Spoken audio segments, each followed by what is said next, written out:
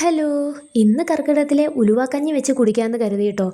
മഴയൊക്കെയുള്ള കർക്കിടക മാസമാണ്. അപ്പോൾ യാതൊരു അസുഖങ്ങളും വരാതിരിക്കാനാണ് എല്ലാ ഔഷധ ഗുണങ്ങളും ഉള്ള ഒട്ടുമിക്ക എല്ലാ ധാന്യ സസ്യാദികളും സംയോജിപ്പിച്ചുണ്ടാക്കുന്ന കർക്കിടകത്തിലെ ഔഷധക്കഞ്ഞി അല്ലെങ്കിൽ ഉലുവാക്കഞ്ഞി. ഞാനിവിടെ എടുത്തിരിക്കുന്നത് നമ്മുടെയൊക്കെ വീട്ടിൽ എപ്പോഴും ഉണ്ടാകാറുള്ള കുറച്ച് ധാന്യങ്ങൾ തന്നെയാണ്.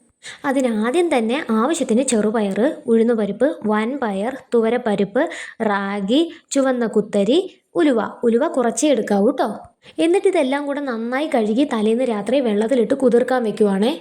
രാവിലത്തേക്ക് കുതിർന്നു വന്ന എല്ലാ ധാന്യങ്ങളും കുക്കറിലോട്ടിട്ട് അടച്ചു വെച്ച് വേവിക്കുവാണേ. ആ വെന്തു വന്ന കഞ്ഞിയിലോട്ട് കുറച്ച് ചുക്ക് പൊടിച്ചതും നാളികേരം തിരിങ്ങിയതും പശുവിൻ നെയ്യും ചെറിയ ജീരകം പൊടിച്ചതും കൂടെ ചേർത്ത് ഇളക്കി സെറ്റാക്കി എടുക്കാം കേട്ടോ. ഇതിലേക്ക് വേണമെങ്കിൽ ഔഷധ സസ്യങ്ങളുടെ സത്തും ചേർക്കാം കേട്ടോ. ഉലുവയുടെ കയർപ്പിനെ ബാലൻസ് ചെയ്യാൻ കരിപ്പോട്ടി വേണമെങ്കിലും ചേർക്കാം. കുഞ്ഞുമക്കൾക്ക് അതാകും കൂടുതൽ ഇഷ്ടം.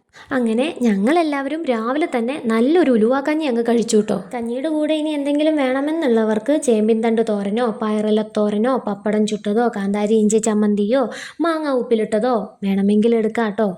നിങ്ങൾ ഇതുവരെ സ്പെഷ്യൽ കഞ്ഞി കുടിച്ചില്ലെങ്കിൽ വേഗം ആയിക്കോട്ടെ. വീഡിയോ ഇഷ്ടമായാൽ ലൈക്ക് ചെയ്യാനും കമൻറ്റ് ചെയ്യാനും സബ്സ്ക്രൈബ് ചെയ്ത് കൂടെ കൂട്ടാനും മറക്കല്ലേ കേട്ടോ. അപ്പം അത്രയേ ഉള്ളൂ. ബായ്.